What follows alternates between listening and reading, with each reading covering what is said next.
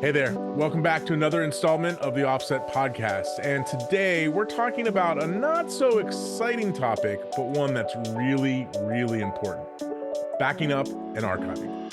Stay tuned.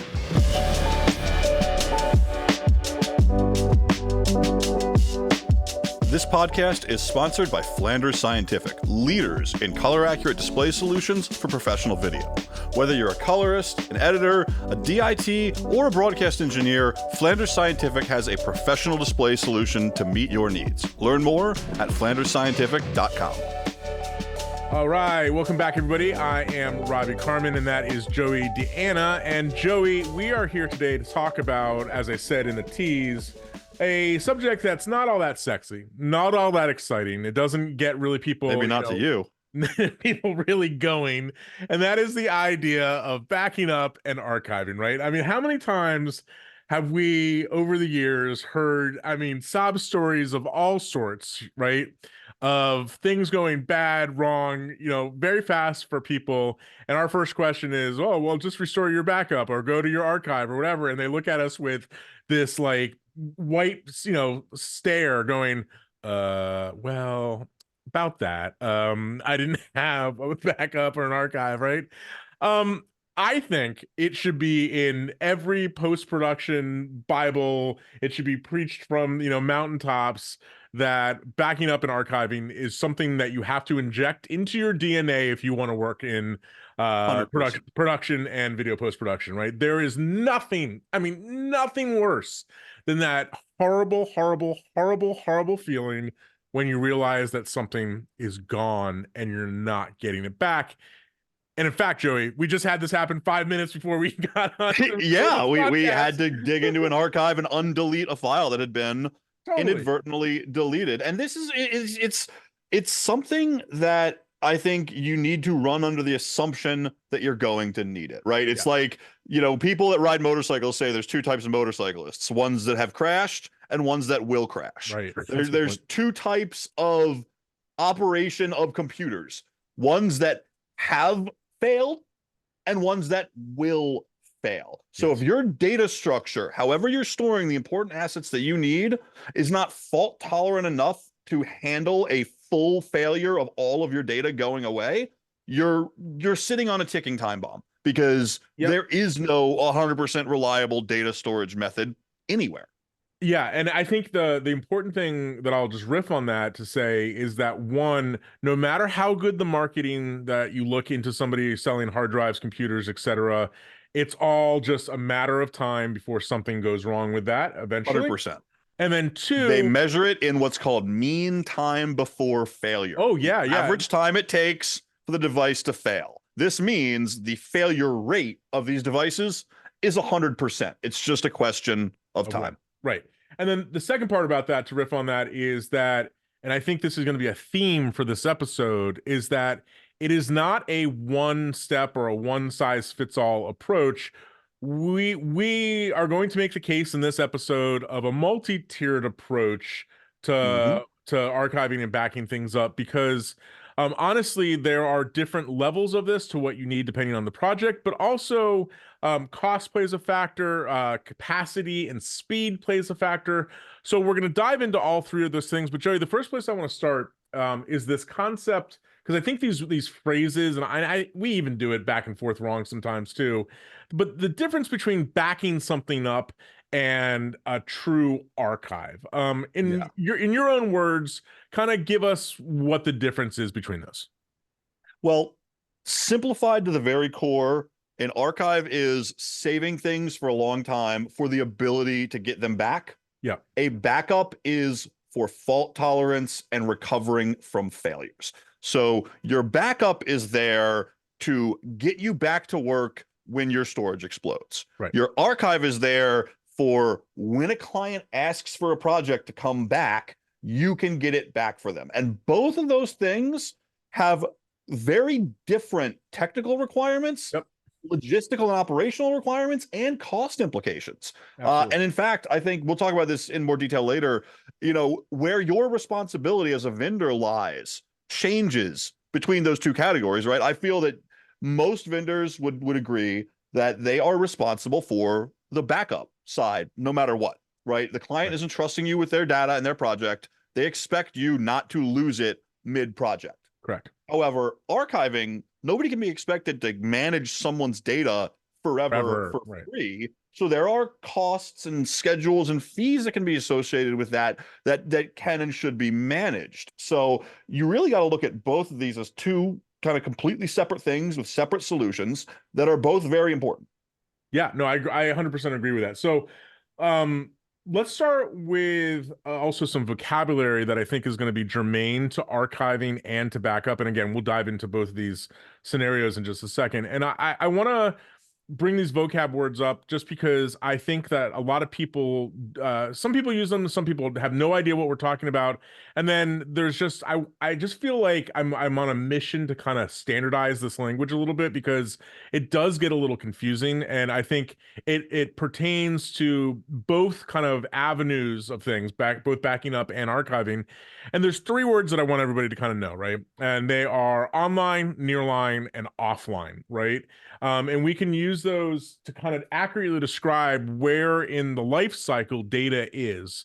And I think that's an important thing to really kind of cover because it's going to very quickly allow you to go, oh, that's the type of device or the medium that I need to be using. These are the things I need to be thinking about when we're talking about that life cycle, that part of the life cycle for data. And so, And that's a very important thing to think when we're talking about this entire discussion. The yeah, phrase you used, data life cycle. That's what you need to be thinking about. It's not, I'm working on a project, I'm done with the project. right. There is a complicated life cycle for your data moving through the entire production process and post-production process, and managing it is what we're going to get into. Yeah. Okay. So let's talk about the first. The first scenario is the one that we in post production face every single day. That is, client hands off a big pile of media, whether that's on a hard drive, it's a download link, wherever.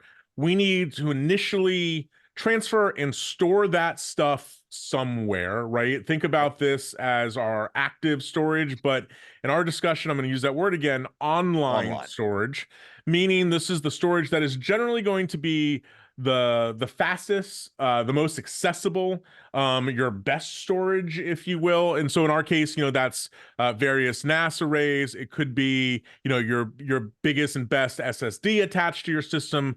It's going to be the thing that you're going to access the most frequently, and is going to keep the current active projects that you're working on, right? Yeah. So the first step here is to think about what your needs are for online storage. How fast does it need to be?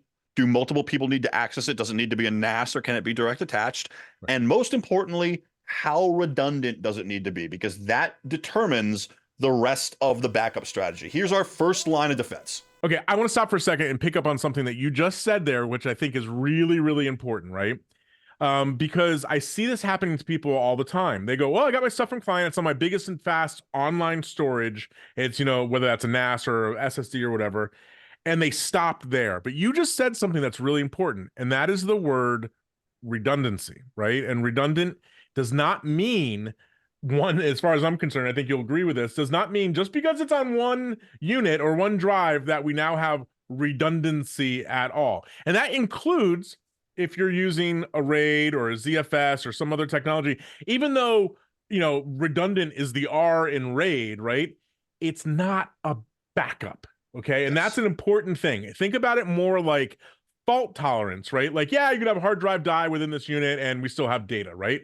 But that is not the same thing as having a backup. And so let's begin there. Okay. So your RAID is, and I recommend having some kind of RAID solution for your online storage, because what that does is it lets you survive 1, 2, or more hard drive failures. Right. That's great. When the hard drive fails, you can keep working. But guess what it doesn't protect you of? You fat-fingered and deleted a file. Well, that's gone forever now. Your entire array power supply dies and gets corrupted somehow. Doesn't protect you from that. Somehow 2 drives fail before you can replace them in time. Doesn't protect you from that. So the first stage of the online storage is, once everything's copied over, I feel like it should also be cloned to another completely separate medium.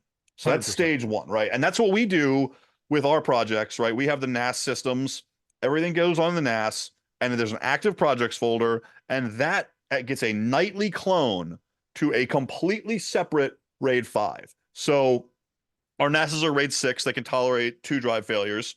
Then we have a complete clone of the working storage set that can tolerate 1 or 2 drive failures, depending on if it's configured for RAID 6 or RAID 5. But what makes that a backup, not just a redundancy, is that, let's say, the entire storage goes up in flames. Yep. I can take my RAID 5 or RAID 6 array that I've been cloning to, I can plug that into a brand new computer that I just bought at the Mac store, and I can continue to work, right? Absolutely. And then the third layer of this backup solution for us is that we have multiple sites. So our NASs are cloned to multiple sites. So to start with, our online storage consists of the NAS at both my house, Robbie's house, and at our office. Then the backup of the local clones to another array at those offices. Yep. And then finally, the second backup, and this is a very, very important thing to have, is a off-site. As in, we have the 3 NASs synced together. All the active projects are synced. So those are in multiple physical locations. So literally, if my house burns down, the project doesn't go away. Yeah, and so when you're thinking about that clone device, because I think people are probably going, "What do you mean? I just bought my NAS and it cost me 10 grand. I'm not going to buy another NAS." Buy double. Right. Well, so here's the thing, right? Is that I think there is an argument to be made for that literal redundancy and that mirroring of a similar caliber device, right? So, for example, here at home, I have my main NAS, and I actually have a second NAS device that operates and it clones every morning, every night or morning at 3 a.m. It's cloning all the active stuff on one device over to the other device. Now, I have it on a NAS because of the situation that you just described, right? One NAS completely blows up. I can't afford that time of kind of going back to other hard drives, or I need something that I can just plug and play and it's ready to go, right? But that right there is a cost to convenience decision, right? 100%. So the further we move down this data lifecycle, the more sacrifices we can make to the performance of the device. So you might not have the budget to double your storage just to have a clone. But guess what? You could buy a cheap RAID array with slower drives that's direct attached that costs a fraction of what your NAS is. And that's what you do, right? Exactly. I've got a 5 or 6 drive RAID 5 external Thunderbolt chassis, way less cost than my NAS, but also, less interactive performance. That's fine. You just make a decision based on, do I need, when I get into a disaster recovery mode, how quickly and performance wise do I need to have immediately? And just for those of you who are wondering, like, what's the reality that this is going to happen and something's going to break? I'm going to give you a perfect case, perfect example of this. About a month ago, I'm sitting here and I'm grading the show, and all of a sudden, like, hitting playback, and like, I'm like, gosh, that really should be playing back. Like, why is it dropping frames or whatever? And next thing you know, I get an email message from my main NAS that says, hey, look, performance has been degraded on the array because you have lost a drive, and turns out a second drive is actually failing, right? So after a mini panic attack, I was like, well, this is really bad. So I just happened to have some spares. So I popped in those spares, but guess what? Cool, popped in the spares. The whole system has to rebuild that data. So that's actually a really dangerous time, by the way, to be working off of something when something's rebuilding that. So what did I do? I said, cool, I'm just going to unmount that volume from my machine, and I'm just going to let it do its thing. And I'm just going to relink things over to this other array, and like nothing ever happened to me, and I could wait the time. So it does, as we said, started this at the beginning of this, it's not a matter of if, it's just a matter of when. And in that case, that redundancy of having 2 online systems kind of greatly helped me. Okay, so client brings stuff in, you transfer it to online storage. We're making a backup of that, ideally onto something that's similarly equipped in terms of 2 backups, 1 off site. Right, exactly. So we have something should go wrong. Joey's house burns down, my house burns down, RAID blows up. we have that data and we're not going to list. I want to make another point there that I think I see too often, especially in message boards with this. And I understand it's a cost factor, and I understand not everybody can do this, but it makes me gasp every time I look into it. And that is people describing working off of their client drives as their primary storage to do something, right? Oh, That is an absolute recipe for disaster. So that is a hard never for hard us. never ever ever do. You have to think of that client supplied hard drive or that client supplied link as like something out of like Mission Impossible, right? It will self-destruct, right? At any given point in time, and your first responsibility to that client is integrity of their data. And that means I'm going to say never. I'm going to really underline that and bold it. Just never work off their storage, okay? You need to be transferring things to your own storage. And we have a whole episode talking about conforming and offline, online with client drives and that kind of stuff that I think is coming out soon. And we'll talk about that more in that episode, but that's a big never, never do, okay? All right, so we do our project. Everything is hunky-dory. Drives work flawlessly. And I'm done with the project. Client has paid their bill. They're giving me a high five. What next? Well, if you're like most of us, right? You're not convinced that a project is done when the client says, "Oh, thanks, we're done," and I paid you, right? Inevitably, a week or two, a month, maybe 2 or 3 months later, hey, I was just looking at this more, and I think we want to make that title change, or I got a new mix. Could you remarry that and just do a new output for me, okay? The thing about online storage is that it's going to be your most expensive storage, and it could also potentially be your lowest capacity storage. Because if you're wanting to have super, super high performance, and let's say you're using SSDs, well, SSDs are really expensive. So it's really difficult to build up, hundreds of terabytes of online storage unless you have unlimited funds, right? So that brings us kind of this next idea that I want to differentiate from backing up, and that is the idea of nearline storage, right? This is something that you often hear talked about, and to me, the differentiating factor between nearline and online storage is mainly a factor of speed and connectivity, right? Time and speed. Time and speed, right? So, in my mind, a perfect nearline option is high capacity, but not necessarily high bandwidth or high speed, right? I want to have a lot of space that I can just kind of throw things over to this storage that I may or may not need to access, but I'm not ready to put it in, as we'll discuss in a minute, offline or long-term archive. I just need it around, but I don't need it around taking up space on my main storage, right? Yeah.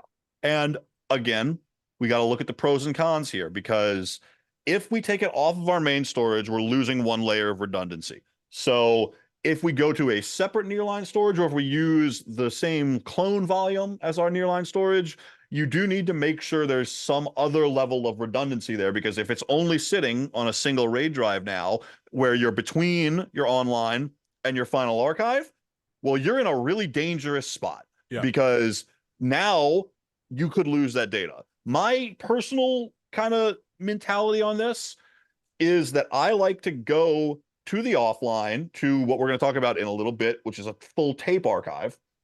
I go to that the same time I go to nearline. So my nearline is a convenience. Basically, when a project is done, it goes to tape for my final archive, and then it goes off of the main project folder that syncs to the 3 locations and syncs to my clone drive.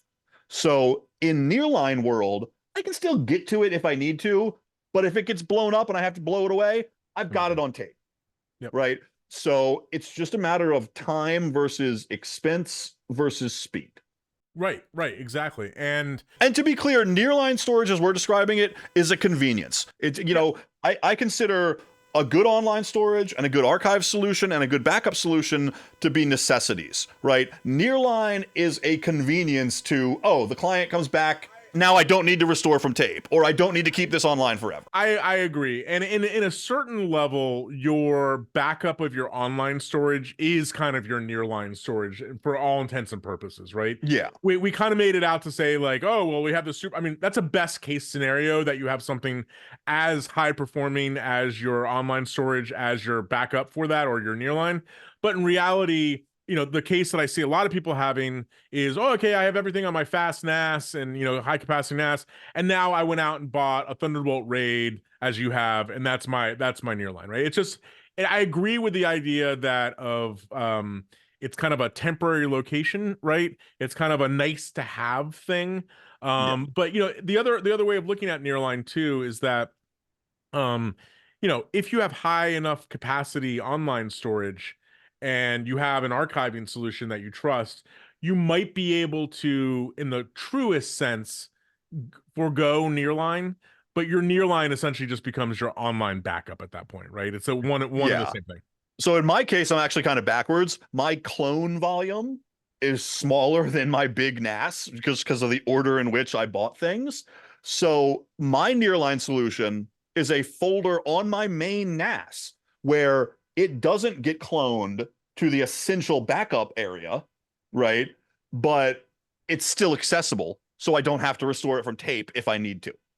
Cool. All right. So online, nearline as a convenience factor, and then finally we're going to arrive at offline, right? And offline, as its name implies, is something that we just don't really need to access all that often. Yep. This is the archive. This is the cold storage. There's a lot of different ways people describe this, right? But generally speaking, offline storage is going to be the slowest, least performing storage that you are going to utilize, right? It is going to be something just because of that speed, it's not going to be readily accessible in the same sense of just like plugging in an SSD and ready to go, right? So you have to factor in time to get stuff back from it. And third, offline storage is a little bit of a choice of how you want to go with it, because there are now actually really two main paths of archiving as far as I'm concerned. And that is first, local offline storage, which for a lot of you consists of buying some hard drives and putting it on a shelf. And I just want to go on the record and say, this is the most horrible idea that you've had. Do not do it. Don't even think about being it. It's a waste of money. I understand that you look at archiving solutions and go, oh, this service or this drive is expensive, but it is not worth putting a hard drive on a shelf and just praying that it stays. And this is going to be one of this is the only other thing that I'm going to say in this episode that is a hard absolute never. Yeah. A drive sitting on the shelf is the technological equivalent of a drive sitting at the bottom of the ocean. Just assume that it is dead. And by drive, I mean anything. I mean RAID array. I mean SSDs. Any magnetic media. One of them has a higher likelihood of failure when they start up, which means it'll sit on a drive or sit on a shelf forever. You plug it in. The second all those drives spool up, 2 or 3 of them will fail. All your data is gone. Now, I'm not saying that happens every time, but it will always happen eventually. Again, hard drives and SSDs have a 100% failure rate. It is just a matter of time. So if you spend money buying drives and putting them on a shelf for an archive because the other solutions are too expensive, you're throwing away money to avoid spending money. So I had a filmmaker a year or two ago that is local here to the DC area, and I went over to their house to have a meeting about a film we were going to work on. And I walked into, like their work area, their studio area, and there was this big double set of IKEA bookshelves with probably, no joke, 300, 400 of those LaCie orange rugged drives. And I literally had a panic attack because I was just sort of like, they're not that rugged. They're not that rugged. And the money spent on those hard drives could have a far more robust solution. So yes. Now, I want to go back to one thing we said at the very beginning here. I consider backup to be the mandatory responsibility of the post-production vendor. Archive doesn't have to be. Archive has a hard cost associated with it and a hard responsibility of keeping these things over time. If a client is not willing to pay you for that archive, there is nothing wrong as long as you give clear communication about the responsibility Point. to the client to say, hey, here is all of your project back. Permanent archive is now your responsibility because this is your intellectual property. If you need it come back to me, you need to bring it back to me. That's a perfectly valid thing I agree. to do if you can't afford a long-term archive solution. And we'll hit on some of that business stuff in just a minute, but I did mention that there's two main paths of this. Now that we've cleared away, don't ever put it on some extra drives they have lying around. And those two main paths are LTO and some sort of in the cloud cold storage, right? And the cloud stuff, honestly, I don't recommend a lot of. I know it has a lot of. There's Backblaze. There's Amazon Glacier. There's a lot of those services that are out there to kind of back up.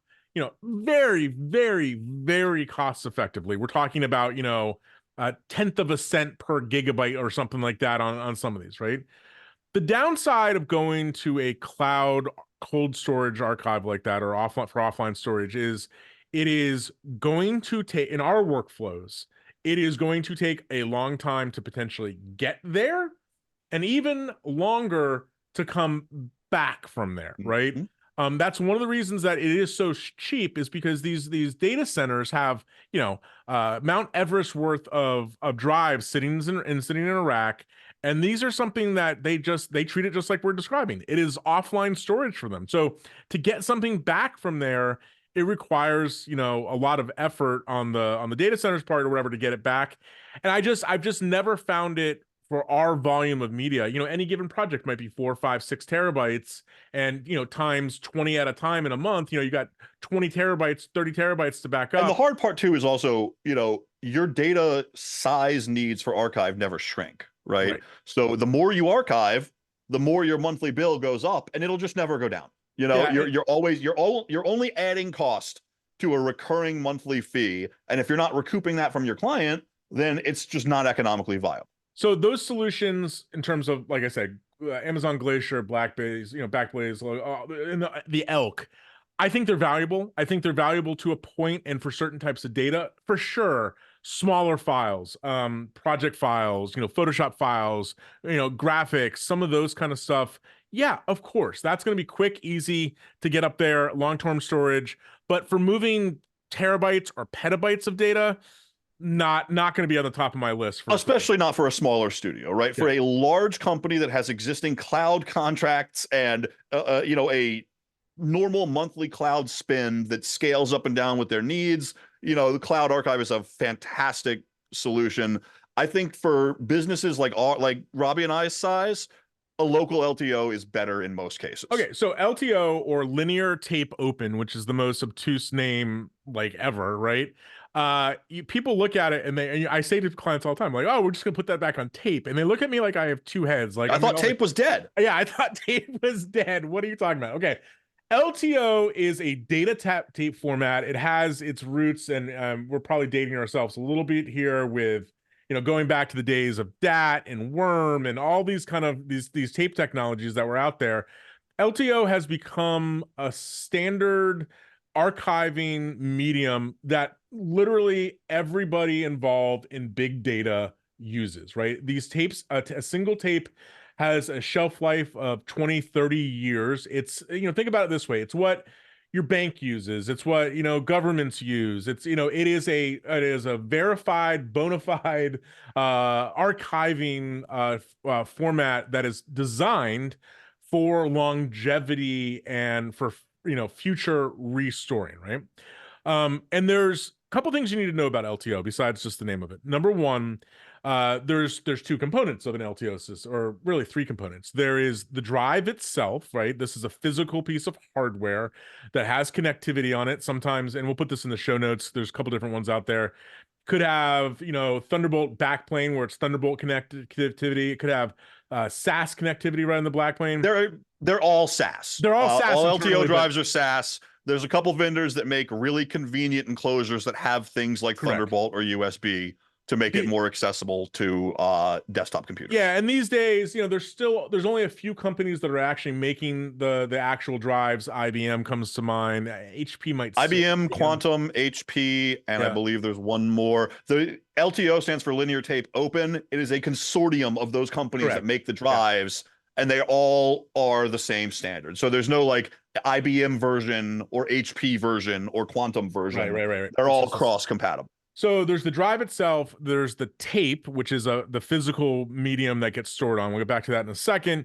And then there is the archiving software that you optionally can use, right? And I say optionally because most of the platforms that, Mac OS or whatever, you can install a tool set to kind of just mount that LTO drive directly on in your OS and treat it like any other drive to drag things back.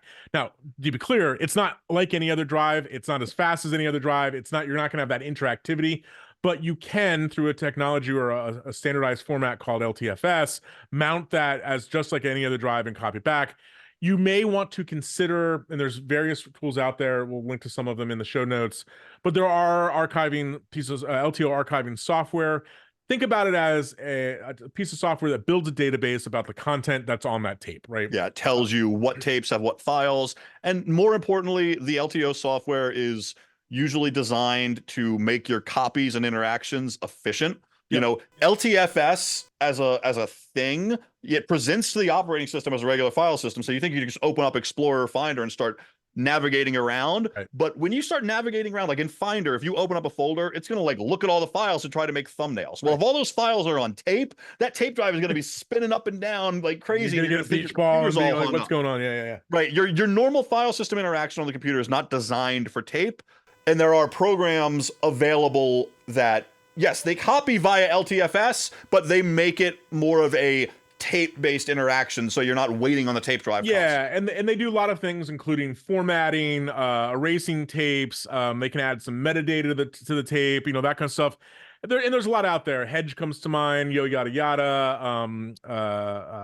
There's various platforms out there, and you just have to compare the features of what. This is not a show about which features are, but the thing that is the most confusing about those three components, drive, tape, and software, I think to people is the generational numbering of LTO, right? So you see LTO 5, 6, 7, 8, I think we're up to 9 now, right? And essentially this is the way it works, right? Every generation that comes out is a new tape format, and it is a new drive that supports that tape format.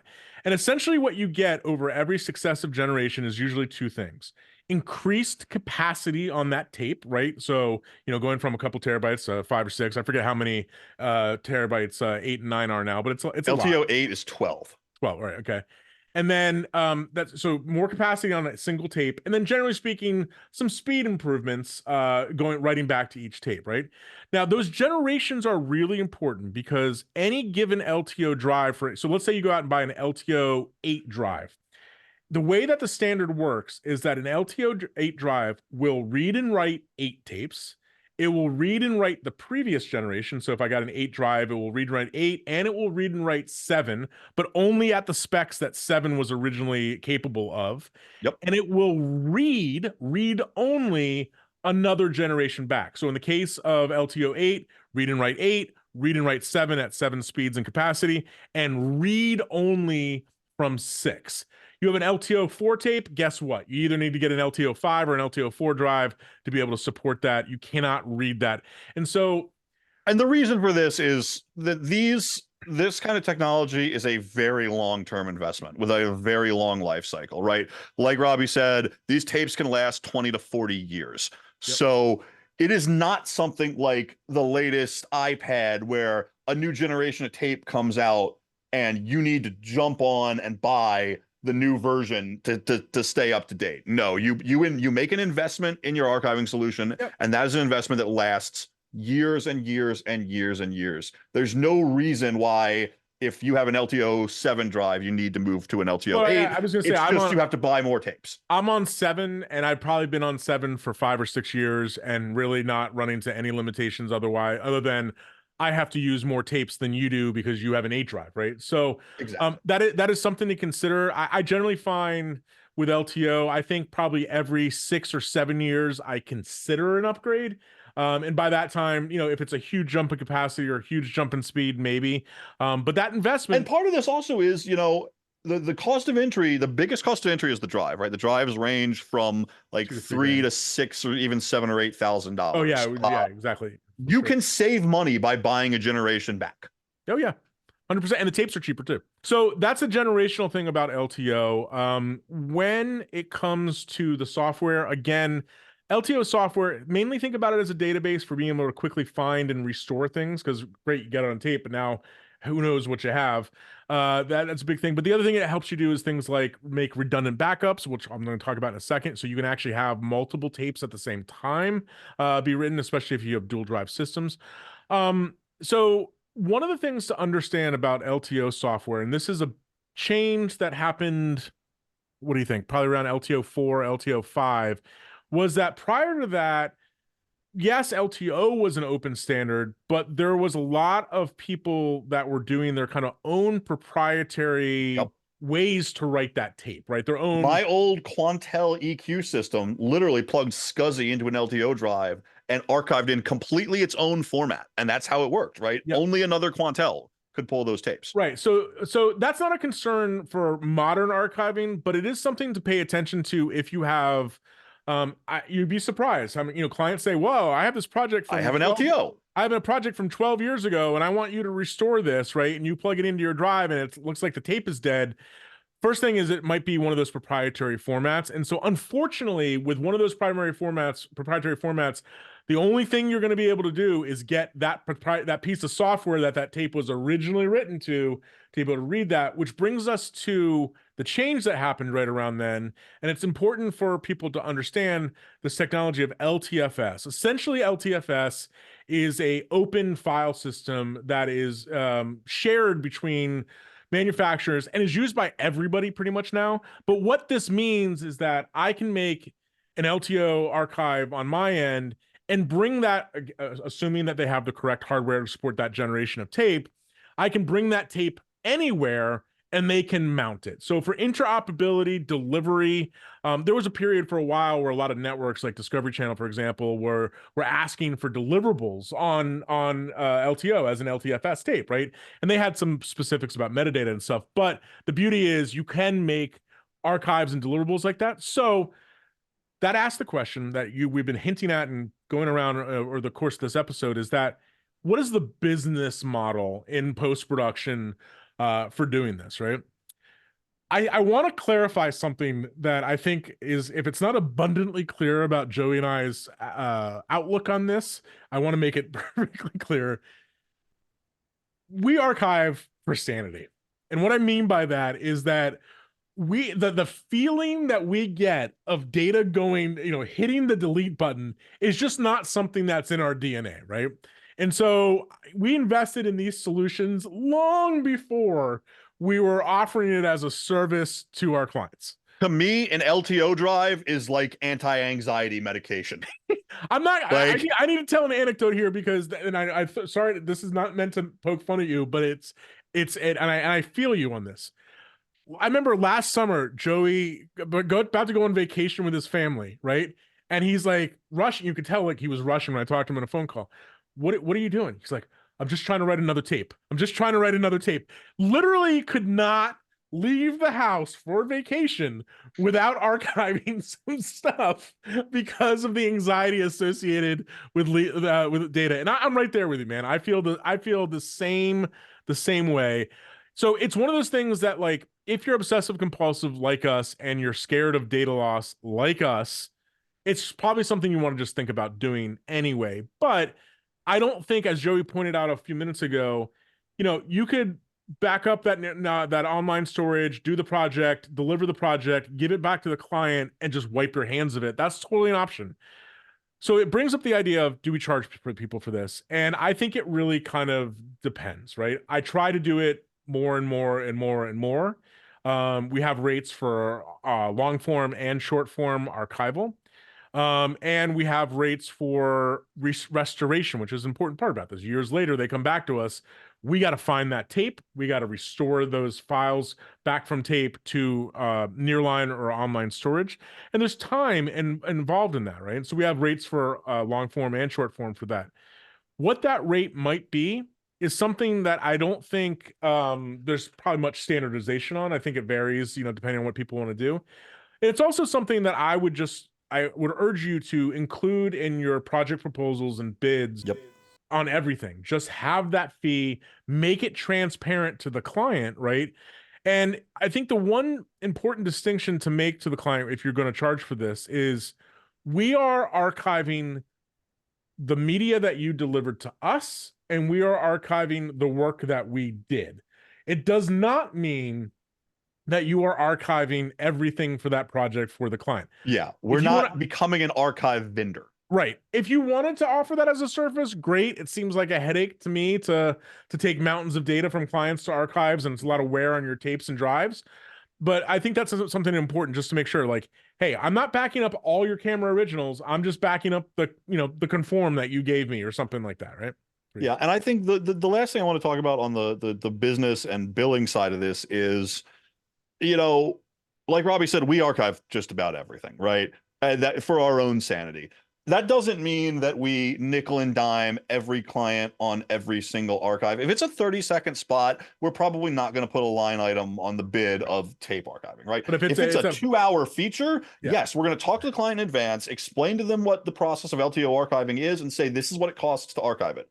But if a client comes back 2 years later and says, I need my 30-second spot back because I deleted it off my system, sure, we can say, of course, but it'll be an hour of archive retrieval time to do that. Yeah, totally. And I think, at the end of the day, that discussion is something your clients will ultimately appreciate knowing that, oh, thank God I don't have to spend megabucks on, crappy hard drives to put on a shelf. Or even if I do, when they blow up, I've got a backup. Right. And one of the only last thing I'll add to that part of the business part of this is,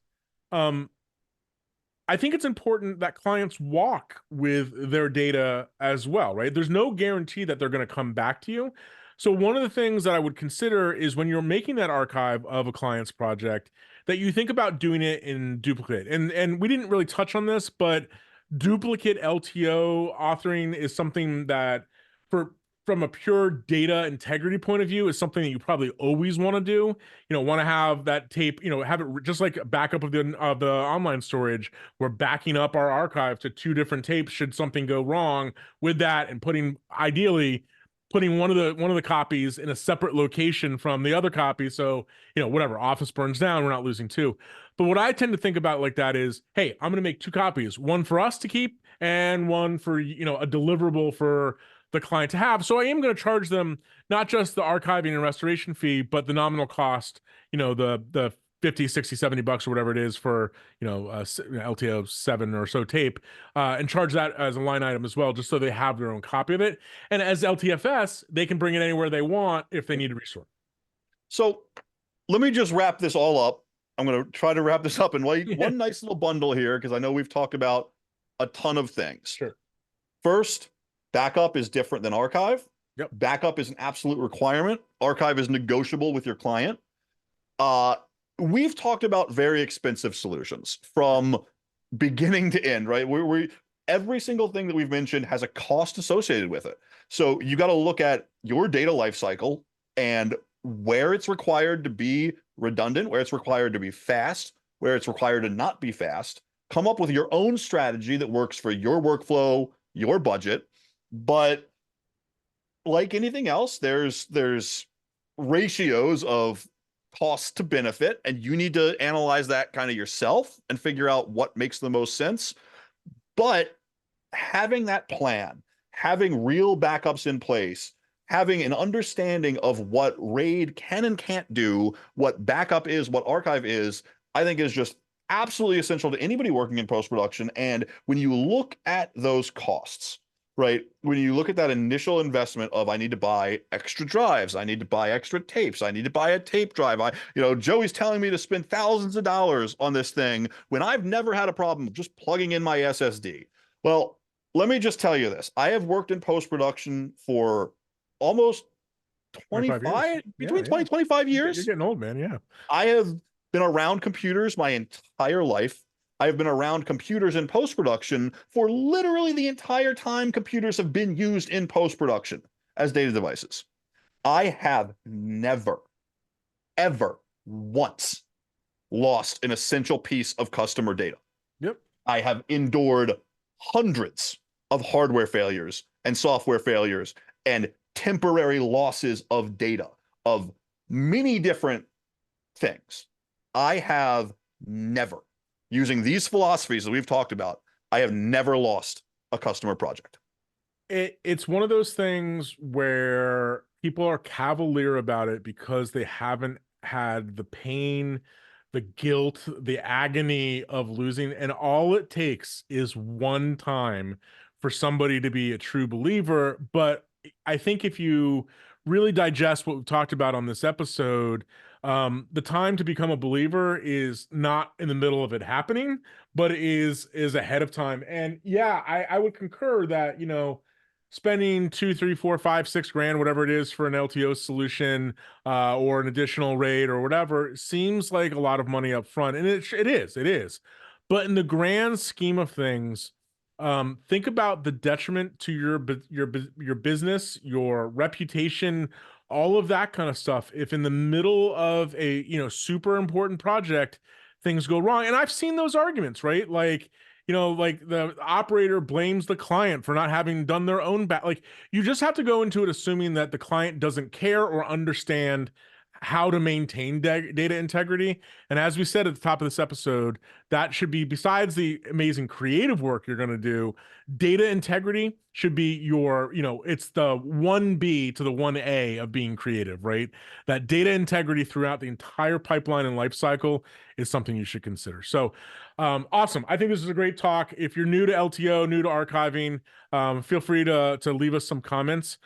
As always, we really appreciate you listening and watching to the show. As a reminder, the show is available on all major podcast platforms, including Spotify and Apple Music. You can also get an RSS feed right off of our site. If you go to YouTube, you can find the show there where you can actually watch video of this episode and listen to Joey and I and watch us gesticulate with our hand talking that we always do. And if you do like the show, please give us a thumbs up and a like wherever you're seeing it, and subscribe wherever you're seeing it. And if you are able to do a review, even better. Those reviews really help us out, gain traction with the show. So for the Offset Podcast, I'm Robbie Carmen. And I'm Joey Deanna. Thanks for listening.